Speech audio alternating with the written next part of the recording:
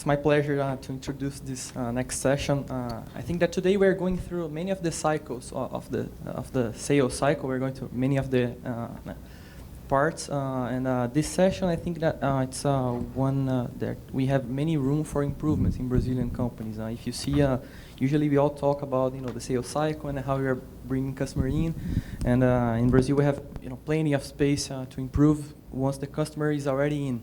So. It's also an honor to introduce the next two participants, especially Eric. I was thinking here, it was 3.5 years ago, I think we are doing the first financial model on RD, and I remember the market was very small, but we saw many rooms for improvement, so it's an honor for me and Patrick to be backing you since 2013, I think, 13, yeah. So. Please, Eric and Lincoln Murphy, also he's helping more than 1,000 companies build their customer success platform. So please feel free to show.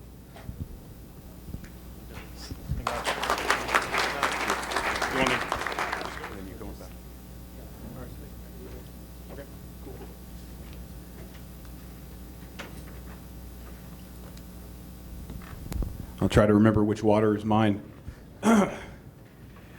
What's up, everybody? This is awesome. Thanks so much for being here and for allowing me to come talk to you about this subject that is so incredibly valuable and yet something that a lot of people don't understand. Just a quick show of hands, how many people here know about customer success in general? Okay, awesome. How many of you have operationalized customer success in your companies? Even more awesome. Okay, cool. Hopefully, I will either share with you some things that you haven't ever known before, or we'll get you thinking in a new direction. But what I'm going to do is just kind of give exactly what the title says, an overview of customer success-driven growth. Now, customer success-driven growth, I talk about it as a growth engine, which we'll get into later, and not what some people think of customer success. We'll talk about that more, the misunderstandings. Okay, how many of you want this from your customers? You want them to stay longer, you want them to buy more, you want them to expand internally or invite you into other parts of their companies, and you want them to advocate externally. Show of hands, how many of us want that from our customers? Awesome. And if you didn't raise your hand, there's the door, because I don't know how to help you. We all want this from our customers, but very often we just kind of leave these things up to chance. Right? We put all of our effort into getting the customer, and these things that we all agree that we want, we don't really do anything to make sure they happen. So here's a little idea that I like to put out there. If you make your customers powerful, they will make you powerful. Now that sounds a little like, I don't know about that, Lincoln. It sounds like karma or something. Yeah, actually it is. But I'll tell you how to actually make sure this happens. So first of all, let's talk about how they're going to make you powerful. Okay, because we'll start with you, be a little bit selfish. How are they going to make you powerful? If we make our customers powerful, how are they going to make us powerful? Well, they're going to do the things that we all just agreed that we wanted them to do, right? They're going to stay longer, buy more, invite us into other parts of their companies, and advocate for us externally. But it gets even better. When our customers make us powerful, and we'll talk about what that means, it actually impacts our valuation as a company. So really, really basic, super basic way that you value a company, at least a company with revenue, is that you say, this is the revenue that a company has, and of course revenue is even like, what are we talking about in terms of revenue? We're going to leave it high level for this math problem. Revenue times a multiplier equals the value of your company. Okay, how many of you have ever heard about a multiplier, right? How many of you actually know what goes into a multiplier? Right, okay, that guy, awesome.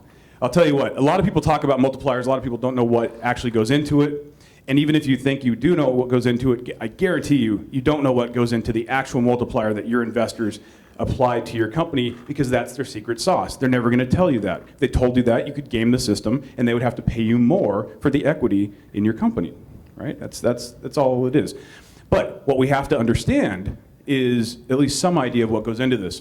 So if you're looking at how to value your company, and you're wondering how, if your customers make you powerful, how that actually affects the value of your company, if you can get your customers to stay longer and buy more, there will simply be more revenue, right? So whether you even worry about the multiplier side of it, that's something you should be really excited about. right? If we can make sure that our customers actually buy more from us and stay longer and invite us into other parts of their company, then there's simply going to be more revenue. But it gets better than that. These are some of the inputs that go into a multiplier. Now, what goes into, like I said, the multiplier that your investors applied to your company, I can't tell you, and they won't tell you. But I can tell you most of the time it's going to be some version of these. How many of you have ever heard people talk about customer lifetime value? Especially, yeah, so all of us, right? And we hear a lot about customer lifetime value, but then when we hear about the value of a company, it's usually tied to revenue. It's not really tied to the value of the customer over their lifetime. Well, actually, where customer lifetime value comes in is in the multiplier. The higher your customer lifetime value, whether your customer lifetime value is growing or shrinking, those are going to directly impact the multiplier that's applied to your company. So if we can get our customers to stay longer and buy more while they're staying longer, their customer lifetime value is going to go up. Investors are going to like that. Customer acquisition cost, that's another input oftentimes into the multiplier. Customer acquisition cost itself isn't as important. I mean, if you can, if CAC is high, that's okay as long as you're getting it paid back quickly. If your lifetime value is going up and the CAC is also going up, but the efficiency of that CAC is good, then you're going to have a higher multiplier applied to your company. Net revenue retention, this is a key customer success metric. Basically, it says if you start a time period, let's say a month, with $1,000 in monthly recurring revenue, and you end that month from those same customers with $1,500 in monthly recurring revenue, you had a net revenue retention of 150%. If you have a net revenue retention of greater than 100%, that's going to be something that investors are going to look positively on. Now, customer lifetime value, customer acquisition cost, net revenue retention, those are pretty obvious because they're somewhat, they're financial.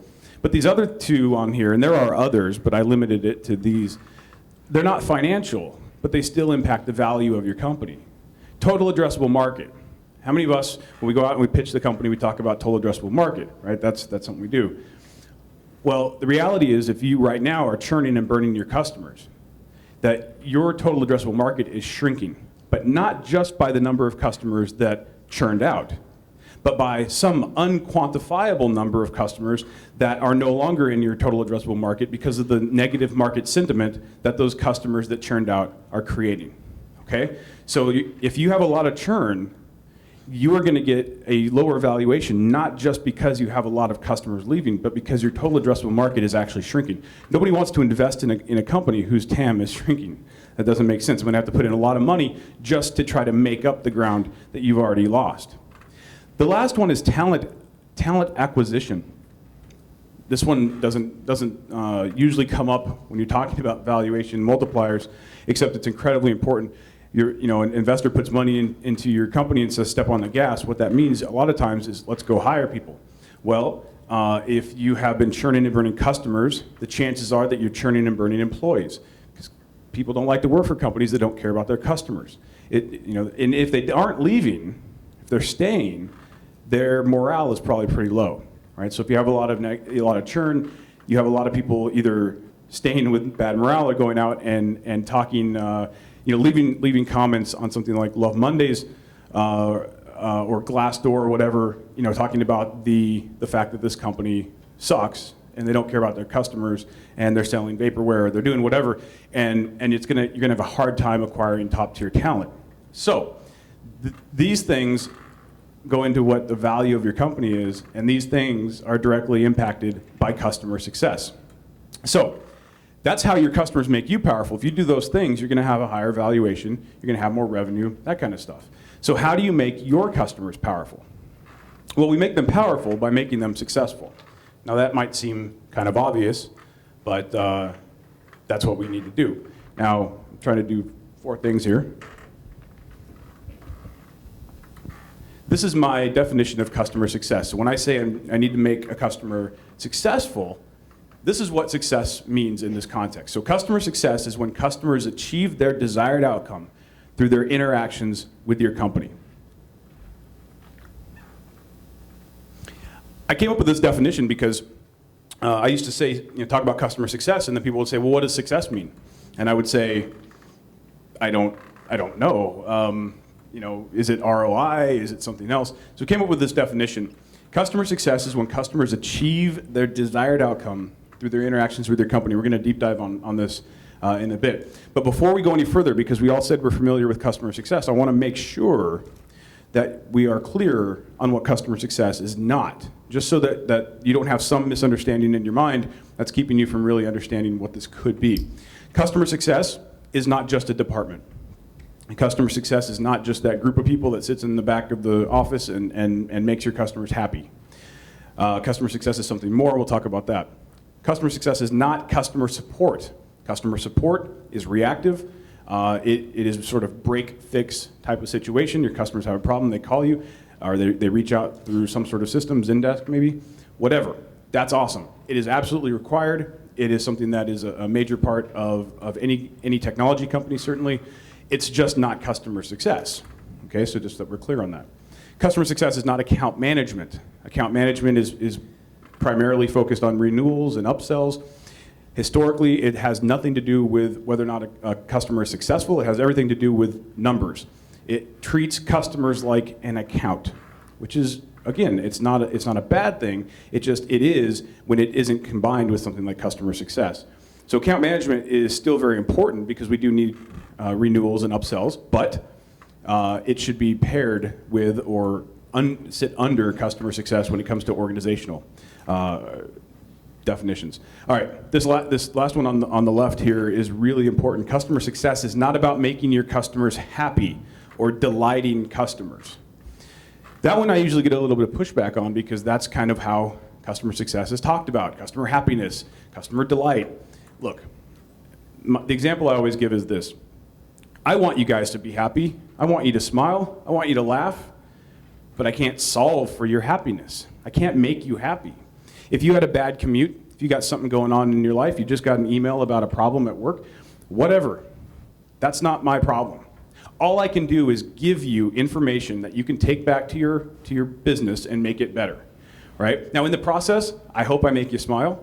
I hope you have a good time, but that's not why I'm here. I'm not here for your entertainment, right? I'm here to give you something that can help make you successful.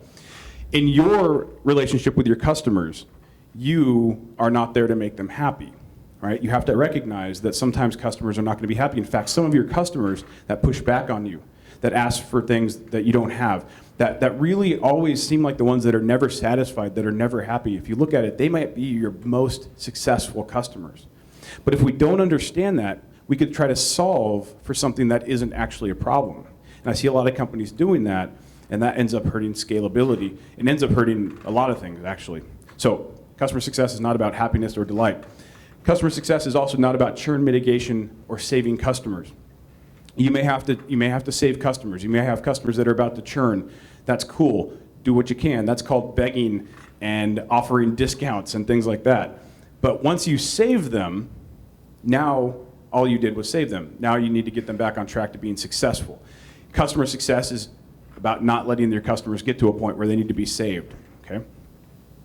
Customer success is also not about checking in with customers or holding their hand or babysitting. In fact, if that's how you talk about your customers, you should probably stop, because that will come out to your customers either inadvertently through an email that gets forwarded, or it will certainly come out in the way that you actually work with your customers. So have a better attitude about it, and if you don't like your customers, it's your fault because you get to choose your customers. Very often, when we're not deliberate about the customers we bring in, we end up not liking them because they're the wrong fit, or there's something wrong there, but it's your fault because you weren't deliberate. We get to choose who we want to do business with. That's the great thing about being in business. All right, so that's what customer success is not. What is it? It's a growth engine. So customer success-driven growth is this. As customers succeed and evolve, their relationship with us should evolve and grow as well. It's a very simple concept, but it's something that a lot of people don't think about. A lot of people don't think about this: renewal and expansion. So, and if you're on a month-to-month, yeah, that's you're renewing every month. Renewal and expansion, upsells, cross-sells, add-ons, whatever. That's part of the customer's success. I used to say it comes from the customer success. Only successful customers would renew, right? Only successful customers would expand their relationship with you. But actually, That's not it. Those customers, in order to be successful, they have to renew. They have to expand. That changes the way that we have to look at our relationship with the customer. It also changes the fact that when I have an add-on that is the most logical next step for you, it's not a sales process.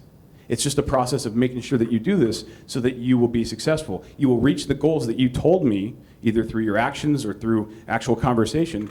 You'll reach those goals by taking that add-on or by renewing your contract. So we need to look at renewal and expansion really as part of the customer's success.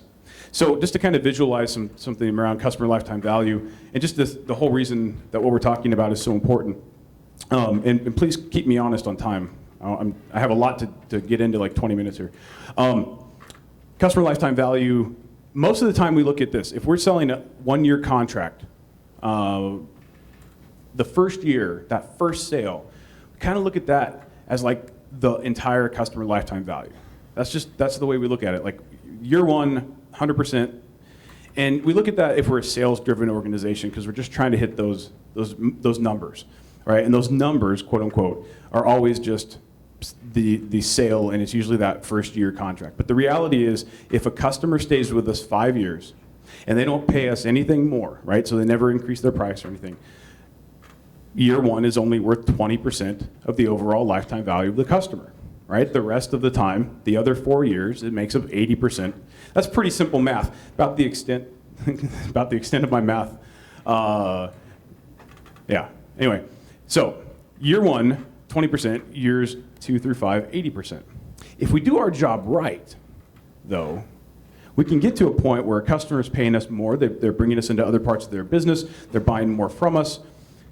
And we expand them over those 5 years to the point where maybe year one is only worth 5% of the overall customer lifetime value, and the rest of the time that the customer is with us is worth 95% of the value of their relationship with us. And if we do our job really right, and we get a customer to stay in even an extra year, and they're while growing in that extra year, then we get to a point where maybe the first year is worth like 2% of the overall customer lifetime value. And we're getting 98% of the value from that customer across the years that are subsequent to that initial sale. Make sense? Okay. Then how come we like put 98% of our resources into that year one sale? Right? That's the problem. But if we look at this the right way, very simple graph, we can see that we should be putting a lot more resources into years 2 through 6 if we want that to happen. Because this stuff, all of this growth from year 2 to year 6 there, it's not magic. It doesn't just happen. We have to make sure it happens. And that's where customer success management comes in. Now, customer success management is the process of moving the customer toward their ever-evolving desired outcome. Ever-evolving is the key piece here. Whenever we create customer journey maps and stuff like that, we're thinking about our customers, we often think of our customers as static, and that's a problem. I don't want my customer in a year to be the same as they are today. And almost every SaaS company, their customers are not going to be the same or shouldn't be the same a year or 2 years or 3 years down the road. So we need to understand that their desired outcome is ever evolving. Customer success management involves these things: segmentation, accurately and logically segmenting your customers; orchestration, which is really just setting things up, making sure that we're teeing things up in the relationship. By the way, segmentation orchestration can happen without technology. It doesn't require anything except just understanding your customers. Intervention, that's proactive intervention to make sure that they're moving in the right direction. Instrumentation, now we get into technology, being able to see what's going on with the customers. And then operationalization, just really taking it to the next level, just making sure that we're operationalizing this entire process. You guys put in a lot of processes across your entire company, yet there's one key piece that's missing, and that's usually the entire customer life cycle. You know, we put in processes around our software development, we put in processes around sales, put in processes around various aspects of the customer life cycle, support, things like that, but we don't put in the processes around making sure that customers are successful and growing, and that's what we need to make sure we're doing. What are we doing on time? If you'd like to take another minute, it'd be good to bring Eric on board and shoot a Q&A. I think there's a lot of questions in the crowd. It would be great to to start that as well. So sorry, I know No, it's okay. a short time. One more thing. Perfect. And then come on up, Eric. All right. So I want to leave you guys with this, and then Eric and I are gonna we'll talk and take some questions.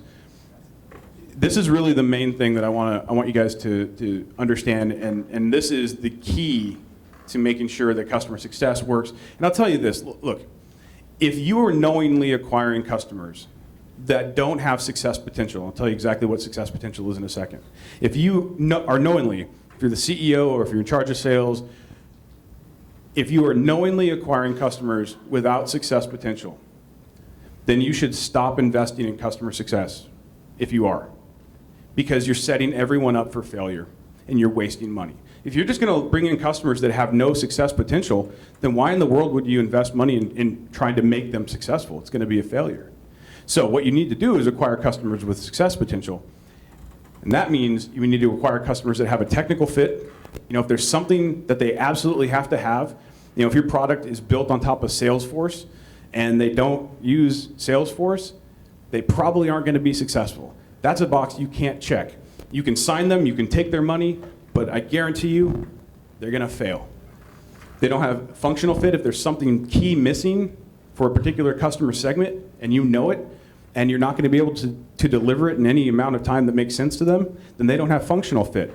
If they don't have competence fit, or if they don't have the knowledge and experience internally and are unwilling to go through training to get it or bring in resources to make that happen, then they don't have competence fit. You're gonna have a failure.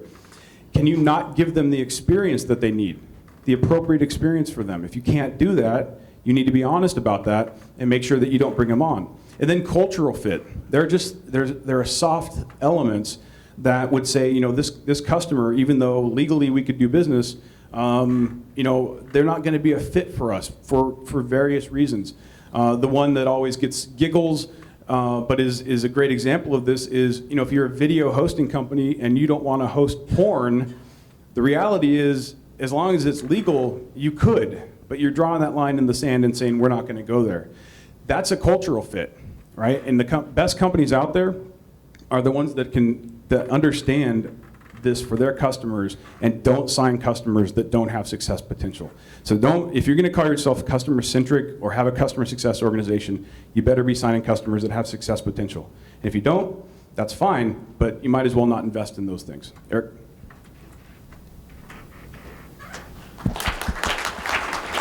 Thanks, Nico. Maybe pull up a chair here. All right. I'll sit here. Cool.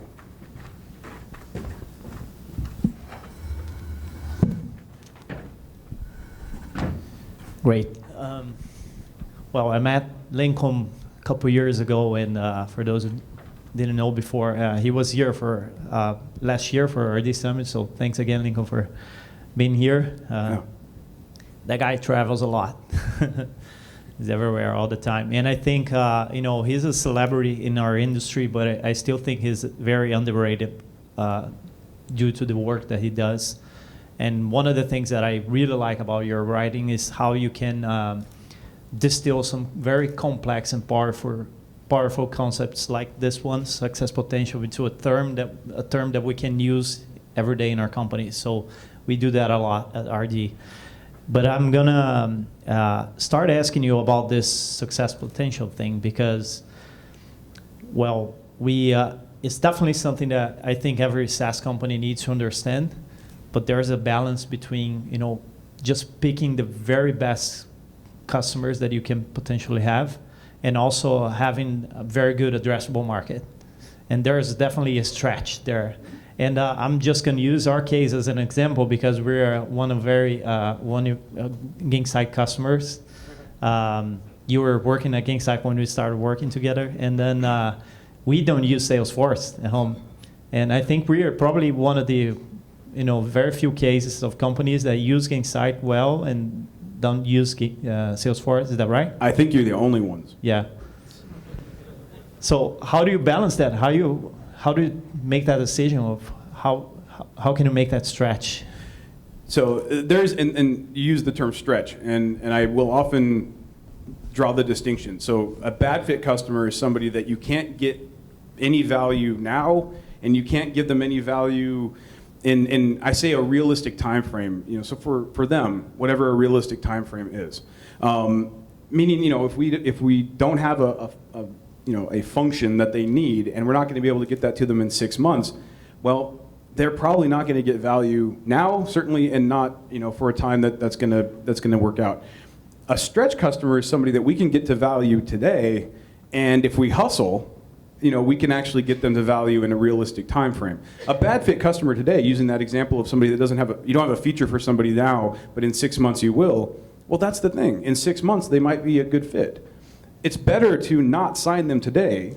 Tell them we'll have it ready in 6 months, and sign them when you have it ready, than to churn them and burn them today. Because if you do that, they're probably not going to come back. I mean, you can really count them as not being there. So there's a difference between bad fit and stretch. As startups, we have to stretch. That is true. But we have to be honest about who truly is a bad fit. And so, using this little framework, we can go through and just say, these are the things that are absolutely required. I'll tell you. So with Gainsight, I think I can't remember what the number is. It was a relatively low number of companies that we were signed that didn't use Salesforce. You guys were the only ones that ended up being successful with it, but I know several companies that didn't just cancel their account, but went on to the competitors, and those competitors used that against us. So for the first year or so I was there, when I would read the loss reports of why we lost out to a competitor, we had a third party reach out and say, well, tell us why you didn't go with these guys. Which is a great idea, by the way, having third party. Absolutely. Yeah, actually, and it's a great idea to have a third-party call and find out why you lost the deal. It's also a great idea to have them call and find out why you won the deal, because what they tell you and what they tell the third party might be different. Anyway, we started seeing this reason of basically not having that technical fit, and these customers that churned out. We saw their names come up in our loss reports for at least the first year I was there. So the decision to only sign a handful of customers who were clearly a bad fit came back to bite us for years to come. It doesn't take churning and burning through thousands of customers doing the wrong thing for it to hurt you. It's a small world. You only need a couple of customers to churn out because you made the wrong decision, because you knew that they were a bad fit, to have that come back to you. Now, I want to be clear. There are things sometimes we don't know, right? We sign a customer, turns out they're a bad fit. Man, that's a whole different story. That happens.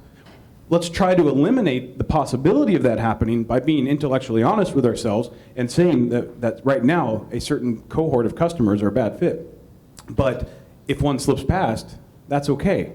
We want to learn from that and make sure it doesn't happen again. But don't knowingly sign a bad fit customer. That's the key word, is knowingly. And when companies do that, they often spend a lot of time trying to make up ground that actually costs them. It's going to cost you a lot more to sign a bad fit customer today than it would be to pass. Great. And just keeping on that example, the using Salesforce became a qualification criteria, I assume, for Gainsight. So basically, it's an adjustment in the SLA between sales and customer success, which is a big part of the conflicts that we see in the company today. Can you give us some best practice in terms of, sales reps compensation, and how can they, be accountable for revenue retention, expansion, and some other best practice in those areas? Yeah, I mean, just so starting with that one does a salesperson, are they the ones that are sort of in charge of making sure that we sign good fit customers? Yes, absolutely. The coolest thing is I was invited to do a sales kickoff for a company, and usually they have like a sales guy up there that's like rah, let's go close.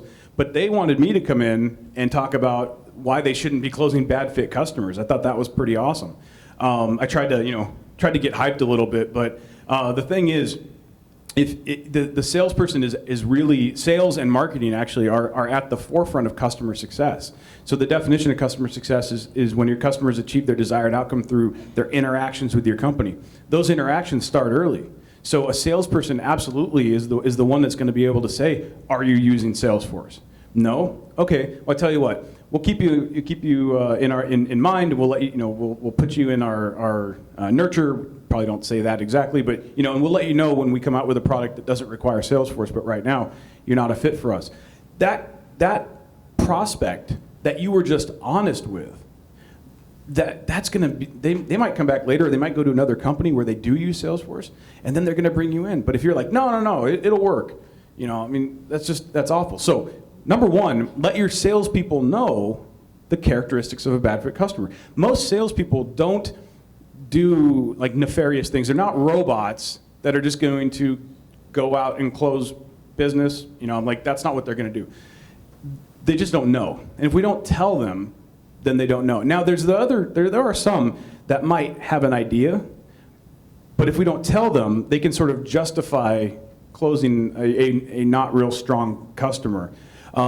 Mostly because they're somewhat removed from the customers actually achieving their desired outcome, right? So they can justify that. But most of the time, it's if they don't know, they might not actually know, and they'll close a bad fit customer. But if they aren't told, then they might be able to again justify it. But if you say you have to check these boxes, and if these boxes are not checked, you don't get paid. I tell you what, that's a pretty good motivator as well. Right? But first and foremost, before you start taking away their commissions or anything like that, just tell them, like, this is a bad fit customer, don't sign these. I also tell them, tell them who really is going to feel the pain of being a bad fit customer, and list it out and say, these are all the people inside of our company that are going to feel that pain when you sign a bad fit customer, and then remind them that, number one, it's actually the customer that's going to feel that pain, and they're the ones that trusted you. And a real salesperson, a real professional salesperson knows that they can use their customers as a reference, not just currently for their current company, but they can use their customers that they sold in the past as a reference to get a job, to get their next gig, or to sign customers even in an unrelated field, because they know that their customers, that they serve them well. So again, communication is a big deal. And then on the other point about a salesperson sort of handling expansion and renewal, I always joke, but it's not really a joke. But if you want to stay a small company, the best thing you can do is have your salespeople going after new business and renewals and upsells. If you want to be a big company, you have salespeople that are dedicated to landing brand new customers, and you have account managers and customer success people that are dedicated to expanding those accounts. That's the easiest way to look at it. They're two different skill sets. Do you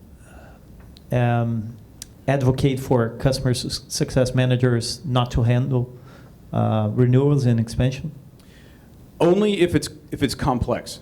So there's a discussion always about customer success managers handling renewals and upsells, and that's somehow hurting trust.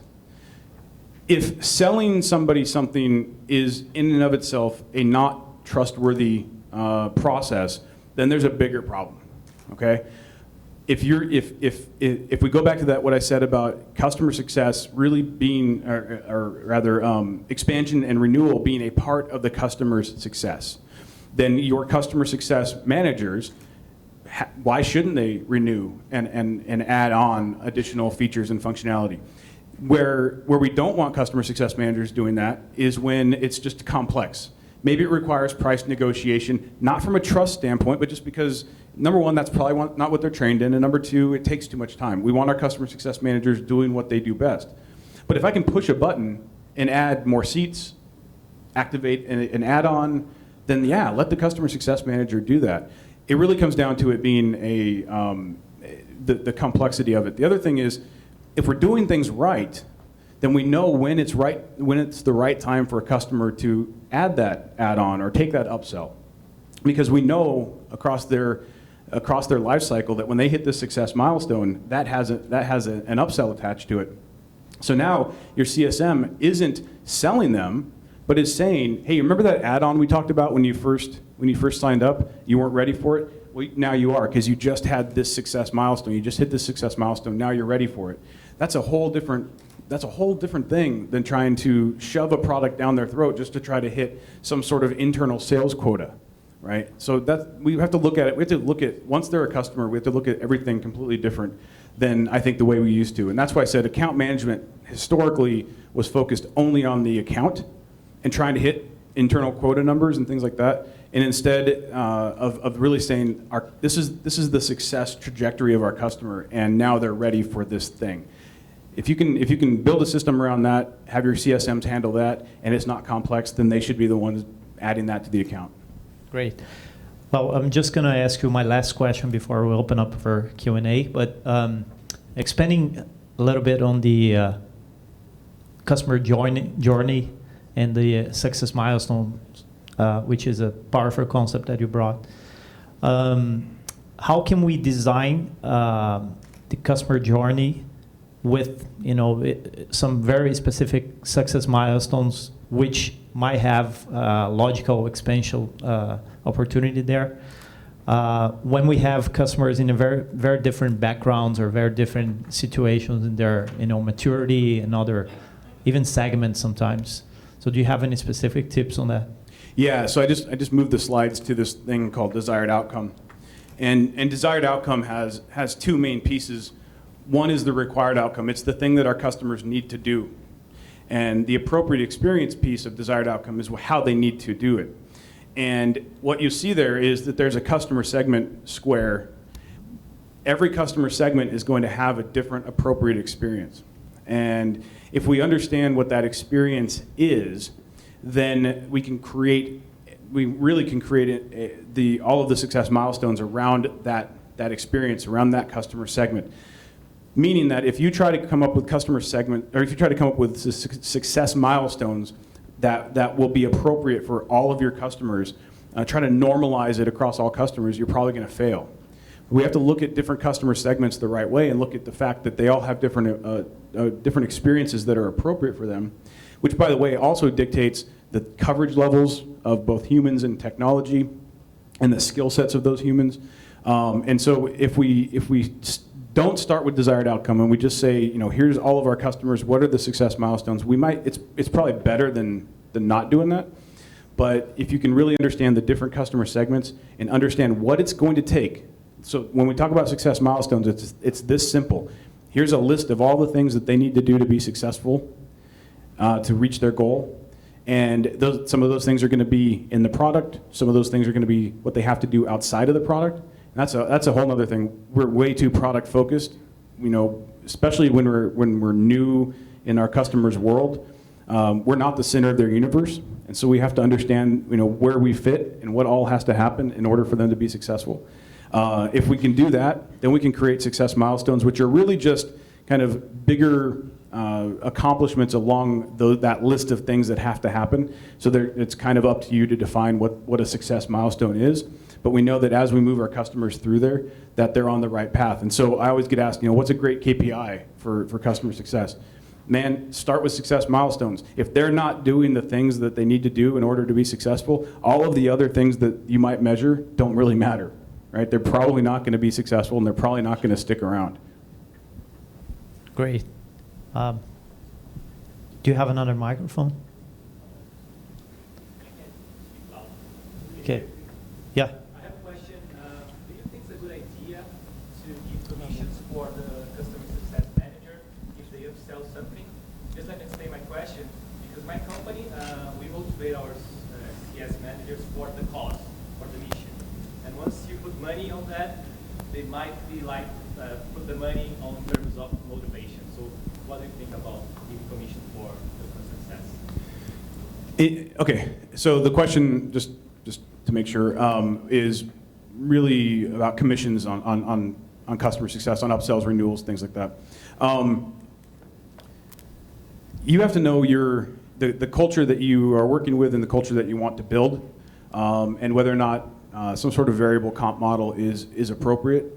I will tell you that in the early days of your customer success program, creating a large portion of the on-target earnings for your CSMs or other practitioners that is tied to something you don't fully understand is probably not fair. It's also probably a distraction. It's a distraction for you, it's a distraction for them. So in the early days of your customer success organization, you don't know what you don't know. I would probably just pay market rates and have bonuses based on what you think is an appropriate goal for this time period.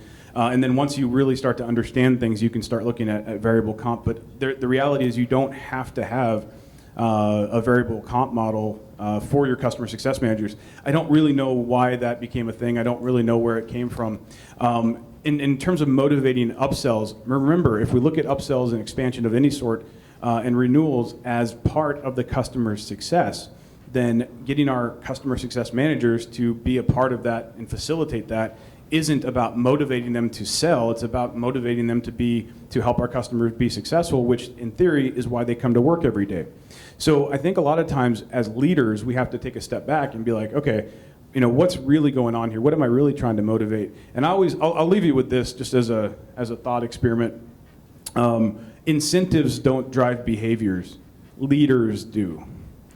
So don't let your incentive focus, kind of take you away from the fact that you have to be a leader. And I'm not saying that that's your case, but that's something I see a lot of. It's like I want to go over here and focus on incentives. And the fact is, you should probably focus on being a leader and building the right type of culture in your company first and foremost.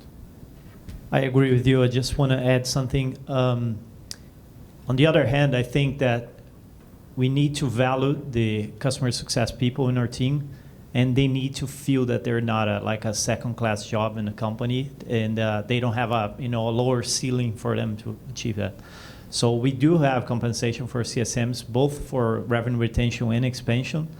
It's not the big driver of motivation. I agree with you. It shouldn't be, but they know that if they do a very good job at keeping their customers and expanding their revenue over time, delivering success, they'll get better paid, and then they'll get more recognition from the company too.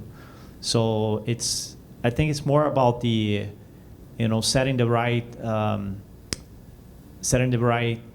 culture and the right message for what needs to be the outcome of all the work that they do every day.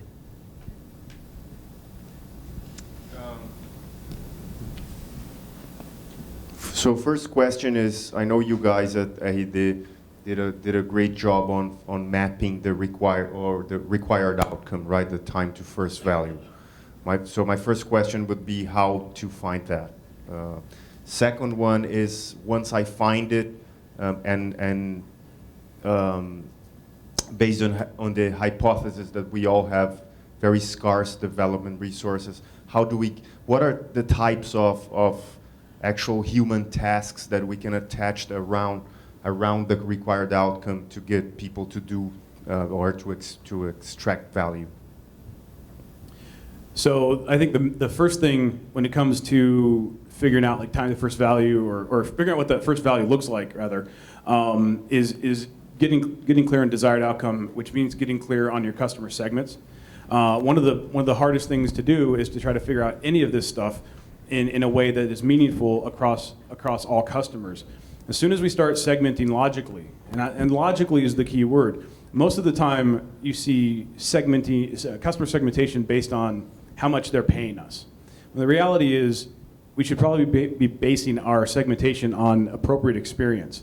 So appropriate experience is going to dictate what the humans are going to, on our side, are going to be involved in doing, what the customer is going to have to do both in the product and on their own. And if we don't start there, if we don't start with that logical segmentation, by the way, that's probably tied to a certain extent how much they're paying us.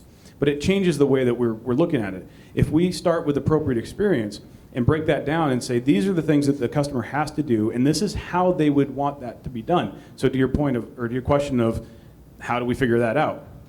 As soon as I understand the logical segments of my customers, I need to get clear on what really the appropriate experience is. And the reality is there's no one question that you can ask them to understand that. You're going to have to do things. If you guys have ever heard of customer development, which is sort of part of the lean startup movement, going out and observing customers. I think at Zendesk, she said that they watch how their customers do things, actually go out and watch people use their product. Like, that's fantastic. So we want to go out and see not only how people are using our product, but how are people doing the things that they do, that they're going to do with our product. How do they do them without our product? I mean, what do they do on a daily basis? What's going on in their world? What adjacent products do they use? And that's going to help us understand if they're buying these adjacent products. So not competitive products, but just other products that are purchased by the same organization within a company. Just because a company uses Salesforce and you sell a workflow product, don't assume that you need to be like Salesforce. Go look at other products that are purchased by the marketing department or the product department, right? So look at other products and you'll see how they buy. Are they okay with self-service, or do they need a higher touch sales process? Really, it's observing, it's asking questions. You can ask pointed questions. Don't ask somebody what their appropriate experience is. Nobody's going to be able to answer that. But ask them questions about how they like to buy. What experience would they want to see around very specific things, sales, support, that kind of thing. And then you'll start to build a picture of what that needs to look like. And then you can go through and create those steps. These are the things that our customers have to do. And by the way, those steps that have to be done in order to get value will probably be shared across multiple segments, but there's going to be things that are different. And it's those things that are different that are going to make or break it. The companies that I see really struggling with customer success, but in fact struggling with scaling, are the companies that try to normalize an experience across all customers. And they end up creating an experience that either only resonates with one cohort of customers, or an experience that doesn't resonate with anybody, and it ends up being something that just doesn't quite work. Something isn't quite working. And I'll tell you, it's interesting, and you guys have probably experienced this.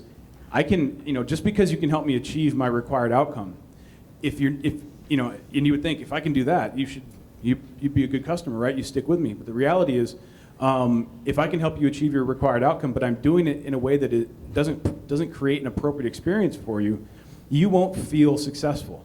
And you'll probably be looking for a company that comes along that can both help me achieve my required outcome, but in an appropriate way. And I use the term feel.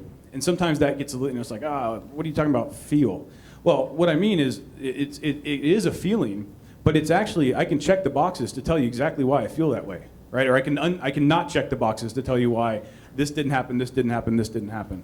And that's, a lot of times that's we'll use a product that's like an MVP or something, and it's just a CRUD app, and it just really looks like a front end to just a database. It might get the job done, but there's something missing. So even in that just UX from the product standpoint, then you go find a product that's more polished, right? Because it's giving you an appropriate experience. Then you expand that out to the entire business and the entire experience with the customer, and that's what we're talking about. Just making sure that we're giving them that appropriate experience. But it's a whole process to go through to find that. But it's so worth the time. But you can't do it across all customers at one time. You're going to have to do it across different customer segments. I think just to add something a little bit, data helps a lot. So one of the things that when we started mapping our customer journey, we saw very specific points or very specific milestones that we had very high correlation with the retention and success. So basically, we had to talk to customers. We interview when we drew our customer success methodology. We interviewed more than 100 customers. We did a very large survey with more than 300 customers to figure out these points. But then after we came up with the hypothesis, we actually found very high correlation between customers getting to those points and staying with us longer, healthier over time. So that became clear to us that that was the right path for us to lead the customer into.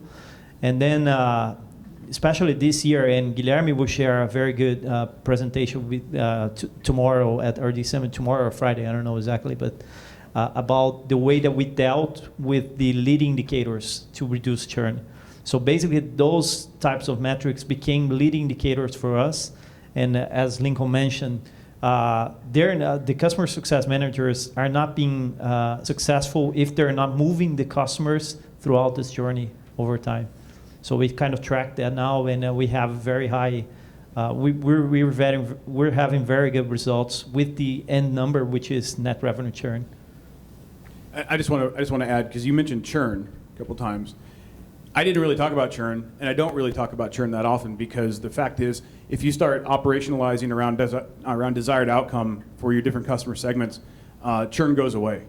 Churn is just a symptom of an underlying disease. And if you always focus on churn, in fact, I said that on Twitter, if you follow me, at Lincoln Murphy, I said that yesterday. If you always focus on churn, you'll always have churn because you're not actually fixing the reason for the churn. You're just dealing with it. Fix the underlying reason. The underlying reason customers leave, if they don't go out of business or get acquired, the only other reason they leave is because they're not achieving their desired outcome.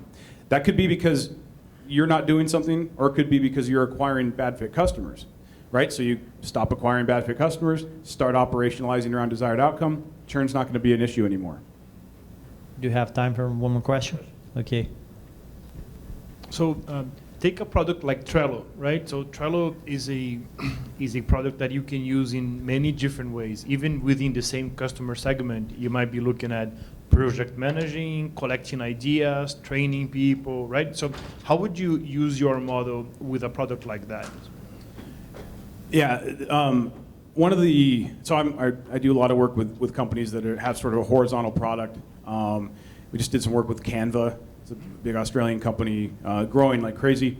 Has a product that lets you create images and things like that. Obviously, tons of different use cases, right? So the way we would look at this is the way that we would segment customers is basically on initial use case. So first the thing that they come in and do first, and we would try to have some idea of, okay, if they come in and they want to create this type of thing. So if I'm a Trello user and I come in and I want to do something around a typical project, and I'm gonna treat it like a project management tool.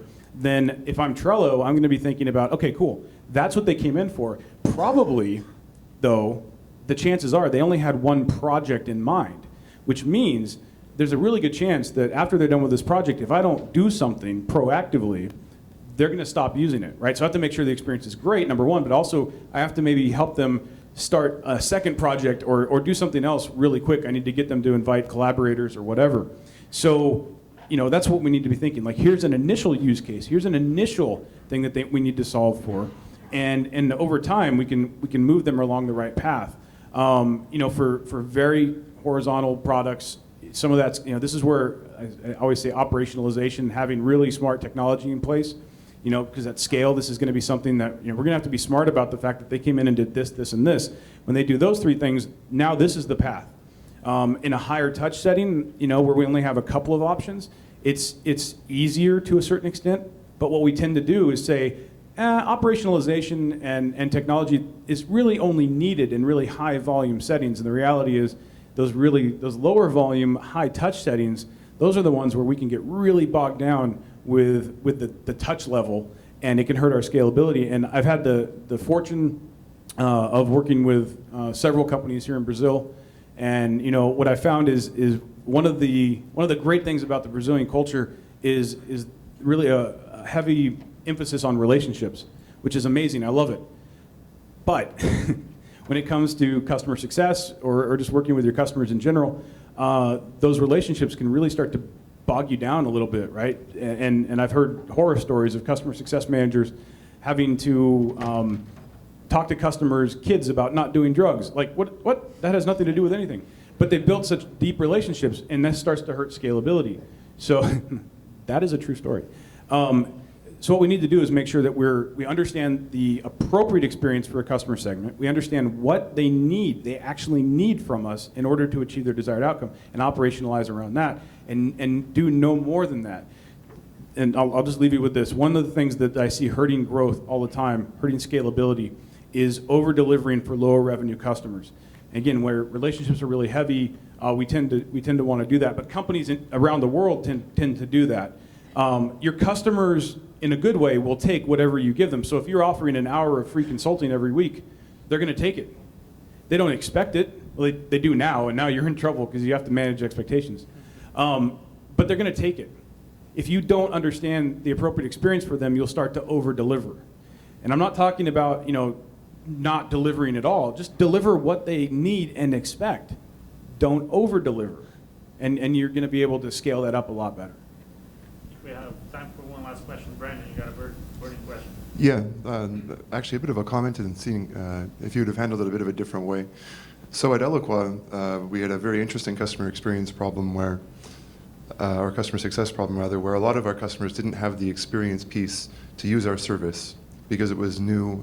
There weren't people out there who they could just go readily hire and have to use it. And what we found is that people who weren't taking the onboarding training package, which was actually very expensive and wasn't something that we could afford to provide for free at that state of our growth, were like 80% more likely to churn than the other customers because they just didn't know how to use our system and couldn't find the talent to do so.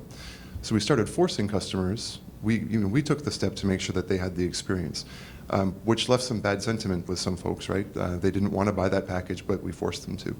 Do you have any advice for the people in the room that we've heard from today that have platforms or services that are brand new? There's not a market for people that know how to use these systems if we sell them to a customer. How do we get that experience bubble filled in? Yeah, so I call that a success gap. So it's somebody could go through and functionally use your product, and you could look at their usage and say they're successful, but then they churn out because they didn't actually get what they needed to get, even though they functionally used your product. So look, I mean, working at Gainsight, basically creating the customer success management product category, for customer success management software. We had to train people. We had to create all different modalities of training, from in-person to online. We actually did a lot of that sort of. You get that. We created that. We put a price on it. But as part of the sales process, instead of discounting the product, we would give away the training, which the investors liked. Didn't actually hurt the core product. So there's ways to do that. Raise the price of the product, give away the training. Because I understand the reality of not being able to just give that away. But what we need to do is understand the customers and where they're at, and we need to meet them where they're at and bridge that gap. And that can be through training. It can be through your product. If you would do this process before you built your product, that would be even better. But go back to your product and figure out what are the success gaps. So I always talk about like email marketing as an example. People can go in, create an email, send an email, but not actually get what they needed, which was more people to their event or more sales. But functionally, they used the product. Well, did they create a subject line that was compelling, got people to open the email? Did they create could they write copy that was good? They have a good call to action. All those things. If we could, in the product, sort of look for those, and say, that subject line doesn't look like it's going to be, probably one that gets people to open their email. Like, we could do this in the product. We can bridge a lot of those gaps in the product. The problem is we don't look at that from the product standpoint until much later. All we're trying to do at the beginning is just get the functional product out the door. We would take a step back and get a product out the door that actually gets the customer to achieve their desired outcome. I think we'd be much better off. And you go back and look at your feature pipeline right now. How many of those things are actually in there that are going to help the customer achieve their desired outcome? How many of those things could we move away and start bringing some of the things up that are going to allow them to actually achieve their desired outcome? But we usually move things that are sort of customer experience related to the bottom, and we go back to the hardcore functions that nobody actually asked for. So we need to be intellectually honest about this and say, those gaps exist, how do we bridge them? There's lots of ways to do it, but it's going to depend, it's going to vary from company to company. But the fact is, we have to be willing to do it, and a lot of companies aren't until it's too late, and they get a lot of people churning. Please join me in thanking you very much, Lincoln and Eric. Great discussion here.